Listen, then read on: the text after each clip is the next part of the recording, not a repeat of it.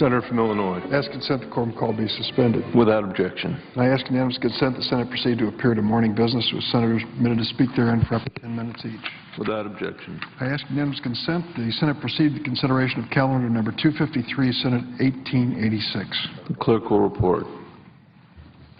Calendar number 253, S. 1886, a bill to prevent trafficking in counterfeit drugs. Is there objection to proceeding to the measure? Without objection. I ask unanimous consent that a Leahy-Grassley substitute amendment at the desk be agreed to. The bill as amended be read a third time, and the Senate proceed to vote on the passage of the bill as amended. Is there further debate?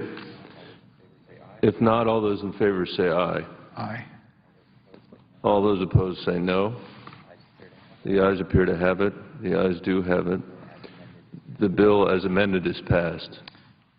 I ask consent the motion to reconsider be laid upon the table with no intervening action or debate, and any statements related to the bill be placed in the record at the appropriate places if read. Without objection. I ask unanimous consent the Senate proceed to Senate Resolution 389 submitted earlier today. The clerk will report. S.Res. 389, designating the first week of April 2012 as National Asbestos Awareness Week. Is there objection to proceeding to the measure? Without objection.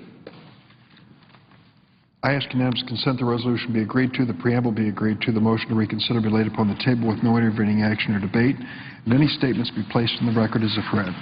Without objection. I ask unanimous consent that when the Senate completes its business today, it adjourn until Wednesday, March 7th at 10 a.m. That following the prayer and pledge, the Journal of Proceedings be approved to date, the morning hour be deemed expired, and the time for the two leaders be reserved for their use later in the day.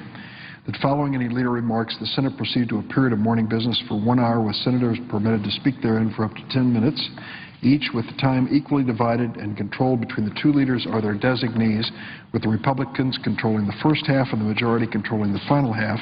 Following morning business, the Senate resumed consideration of S. 1813, the Surface Transportation Bill, and that the Senate recess from 5 p.m. to 6 p.m.